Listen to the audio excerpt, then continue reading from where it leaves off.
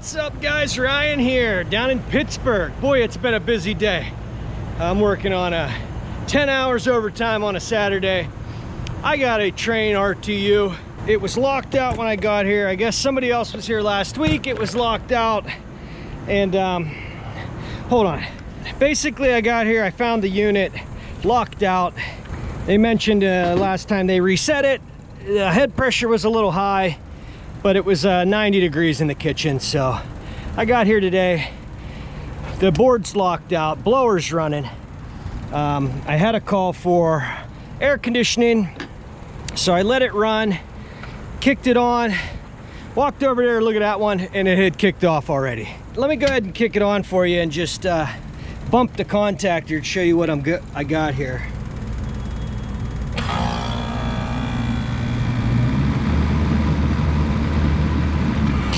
And it's kicking right off on high head pressure. So I either have a plugged up condenser coil or I have a restriction in my filter dryer or a bad TXV.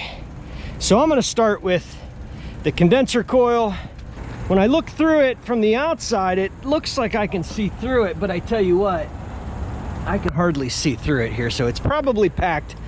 So I went and grabbed my hose. I wasn't going to make a video because I've been out all damn day and I just want to get home. But I've got this cleaner here. It's a multi-purpose detergent coil cleaner. It says it cleans evaporators, condensers, dissolves grease, dirt. Thought I had one that was good for microchannel. Let me head back down to my van and see what the other one says. What do I got here? Good for microchannel, right there. Okay, my van's a complete wreck. Don't mind it. I'm gonna grab that. I'm also gonna grab my little blower, because these microchannel coils, once you get them all wet, it's best to blow them out, because that microchannel just holds that water in there and that'll cause your head pressure to be high as well. Here we go. Full charge. Let's go ahead and hop back up there and we're gonna clean this coil out. Hopefully our head pressure doesn't skyrocket like it does. I'm a little worried because it certainly is getting high quick. If we clean the coil real good, we blow it out and we're still getting a very high head pressure like that. I mean, the condenser fan's working, it's coming on right away. We either have a restriction or a TXV shot. So let's clean that thing out.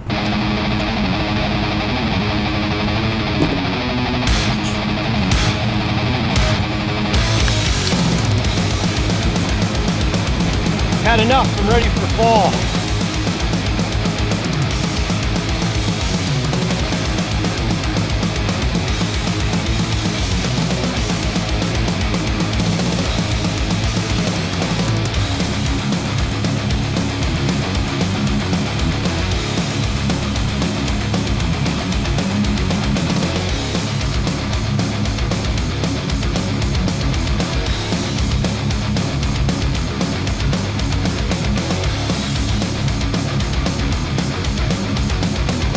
Say we were pretty filthy.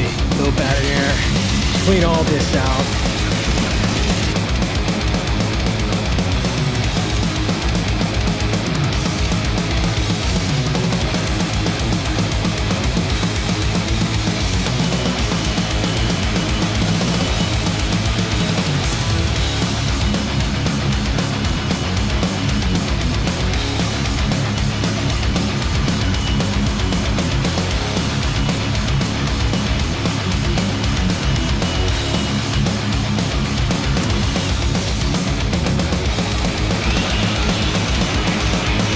I'll give it one more quick hit, but let's take a peek here now.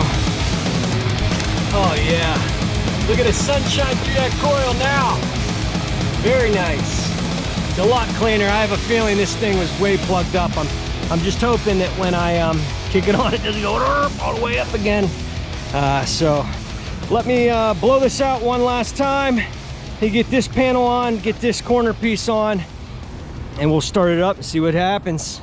I get everything back in place. I'm gonna kick power on, keep my fingers crossed.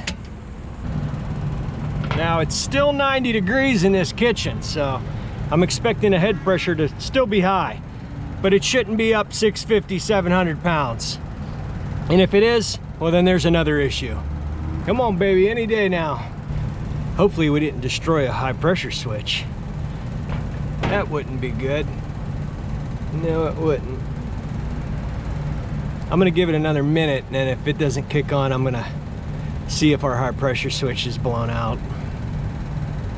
And of course, as soon as I put the camera down, it kicked on. All right, so our head pressure went up to 550 and then back down to 450. Oh, that's better than it was. Uh-oh.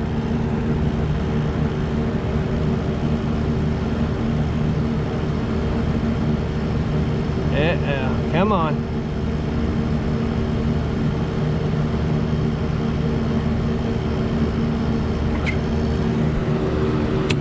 And there it went. All right, we've got other issues here. Yep, we certainly do. Let me dig in. All right, guys, well, I inspected the sensing bulb here. Nothing looks out of the ordinary on it. I can't run the unit long enough. It spikes straight up to 700, and even if I push in the contactor and keep it held in, it internally bypasses. And I can't run it to take a temperature, you know, reading across my filter dryer. So I'm writing up a filter dryer and a TXV, and we'll have to come back. So I've got another call. That'll make 4 for today. I've been out since 7:30. It's 4:37, and I'm gonna keep going. So let me button everything up. Next time you see me, I should be back to replace this TXV and filter dryer. Just in case you guys were wondering, I looked back through the history of this account. Nobody's ever added any refrigerant or done any work like that to this unit, so I don't suspect it being overcharged or anything like that. So if they send me back to do the TXV and filter dryer, you'll see the end of this video. 4 to 6 days later.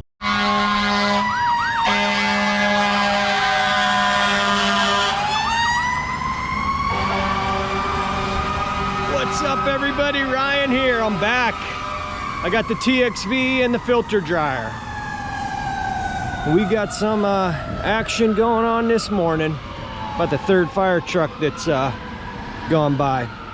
I've got the refrigerant recovered. It was raining pretty bad when I got up here, so I'm working quickly. I've got a new TXV. I've got a new filter dryer. Got a Cormax fitting here. I think I might just eliminate that and put a traditional fitting in. That way I can use my my vacuum hoses. I don't have a depressor, so I may just cut that out and put a T in there, but we'll see. So now that I got the refrigerant recovered, I'm gonna go ahead and get the filter dryer and the TXV replaced. I'm gonna go grab my nitrogen so I can flow nitrogen through, and we'll get to it. All right, guys, I've got my nitrogen all hooked up so I can flow. Normally I would cut out the filter dryer, but this one has these goofy filter dryers, so if I cut it here, I'm not gonna have the right size filter dryer, so that's the reason I'm unsweating it. So I'm gonna go ahead and get my nitrogen going, get this TXV out, and get this filter dryer out.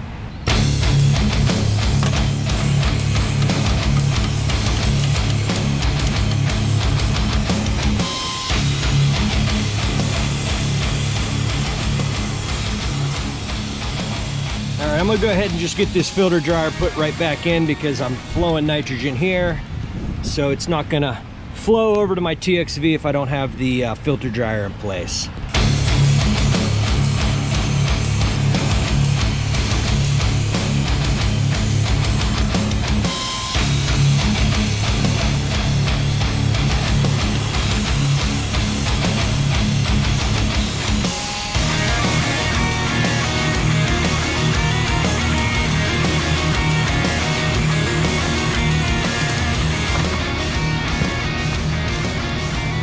Alright guys, I blew through the old filter dryer. It's not plugged up, so I'm hoping it's this TXV.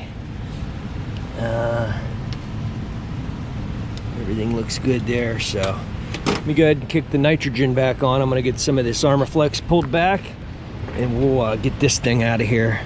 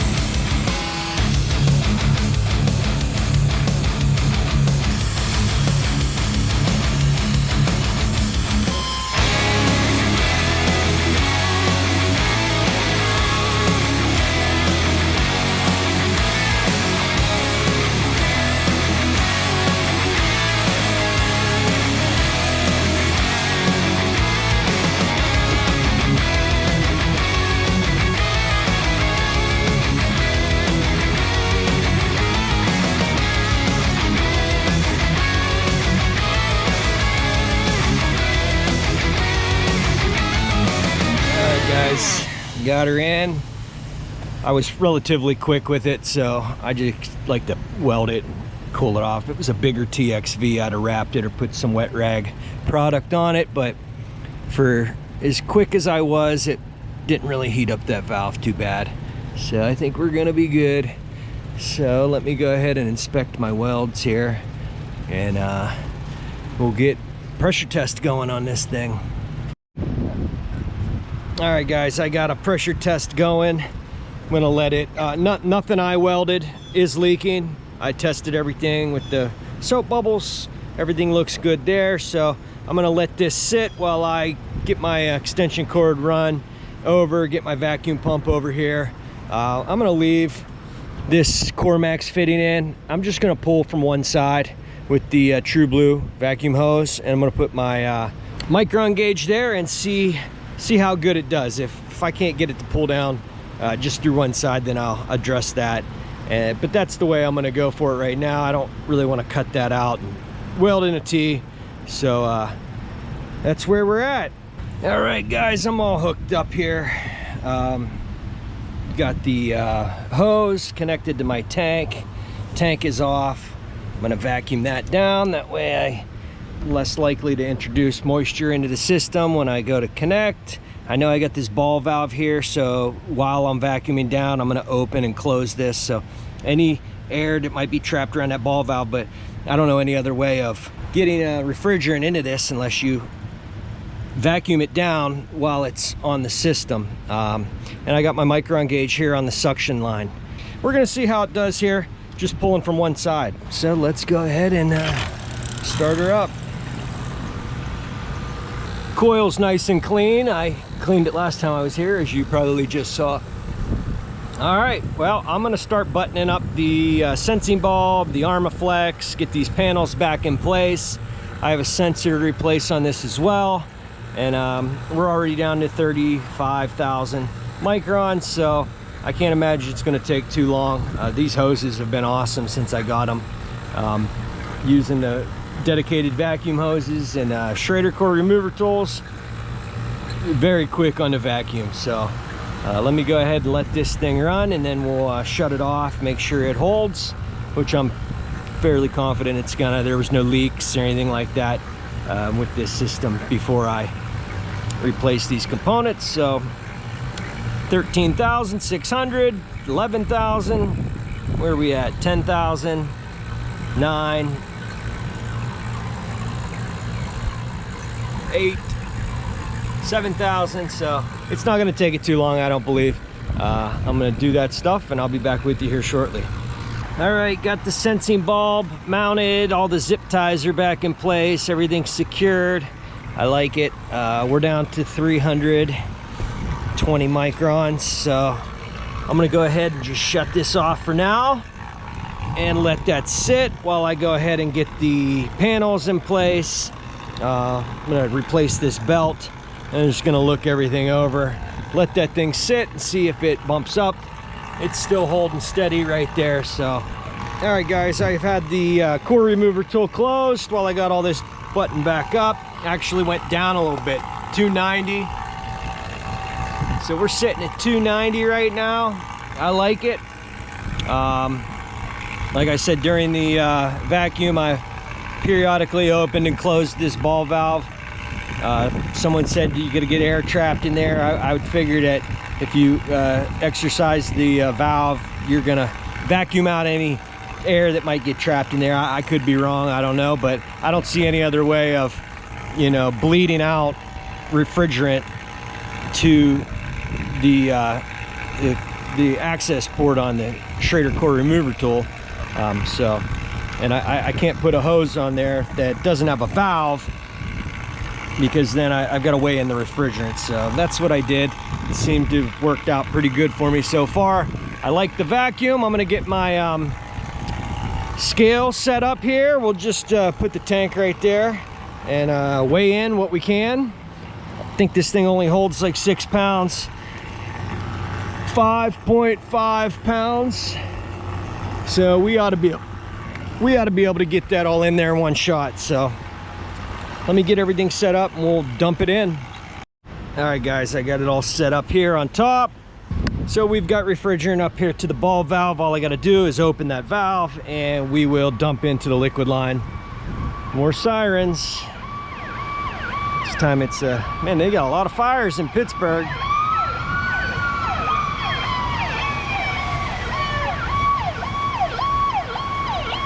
All right. Well, I'm sure a big ass fire engine will be coming down this hill soon. Anyway, all right. So we're all zeroed out on the scale. We're good to go. Still holding at 290. We'll go ahead and dump it in. And there we go. See how much we can get in there. Yeah, let's let it get up to atmospheric before I remove the micron gauge. There we go. And we've got pressure coming out, so that's good. I'm just gonna let it go until it won't take anymore, or we get to 5.5 ounces. I'm gonna get this hose taken off and get the Schrader core ready to go back in, and then hopefully we can cycle this thing and it doesn't shoot up to 700 pounds of head pressure like that. So I'm gonna start cleaning up. I'm gonna keep an eye on that, and then we'll run this thing and see what we got. All right guys, looks like 4.4 ounces is all we're gonna get in it. So I'm gonna go ahead and shut this off, get my Schrader core put back in, get my gauges hooked up, and we'll cycle this thing. Oh, what we got now? Ambulance.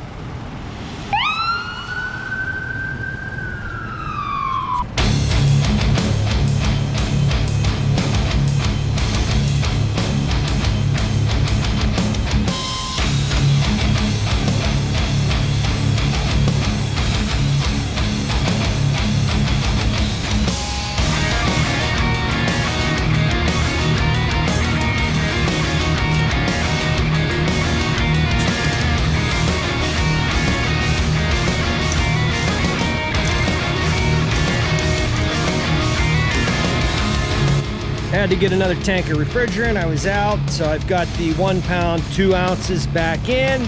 I got it jumped out, just waiting for the board to time out, and we're gonna run this thing. I think we're gonna be in good shape.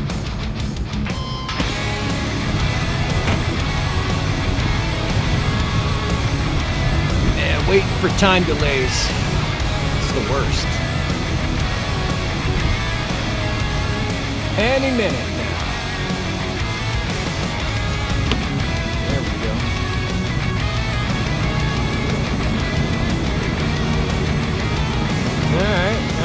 I'm already liking that. No, we're not up to 700, so that's good.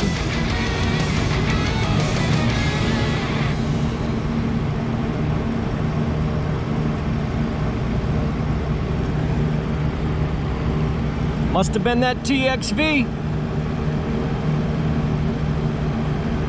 40-degree saturation temperature. Pressures look pretty good. I didn't bring my clamps up. I've been keeping them in the front pocket of the bag because I just don't trust them, being the wireless ones, that they're gonna stay. And I already dropped one off the roof. It still seems to be working all right, but I'll get those clamps here in a bit. I just wanted to kick it on, make sure that we weren't gonna shoot up to 700 again. So I'm liking this so far. I'm gonna go ahead, I'm gonna wrap up my cord, I'm gonna get my torches wrapped up and start moving things over to the edge. I'll grab my clamps, we'll check subcooling on this thing, make sure it's good to go, but I weighed it in. We're right on the money, so I think we're gonna be real close. And then we'll just let this thing run, get a temperature drop across the evaporator, and I think we're gonna be good to go. All right, guys, 70-degree return. We had a 50-degree supply last time I checked, so that's gonna give us a 20-degree split, which I like. We're dumping condensation. Very nice.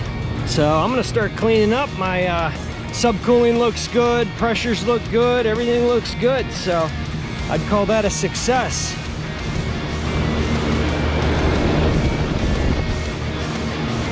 I'm gonna get all this stuff back down to the van. I think we're good to go. Our head pressure is not 700. I like it. We're running about 300 pounds of head pressure, and the rain is starting up again. We're down to 53 and dropping, but I had 50 before I moved it over to the return and checked. So 20-degree split. I like it. They're gonna be nice and cool in that kitchen now. All right, guys, that's gonna do it for this one. TXV was the issue. The filter dryer wasn't plugged up, so it's kind of hard to diagnose that one with the pressure going way up to 700 like it was, but what else could it be? So I appreciate you watching. If you liked the video, hit that subscribe button, hit that bell icon. That'll notify anytime I got a new video coming out. Hit like, leave me a comment. I appreciate you watching, and I'll see you on the next one.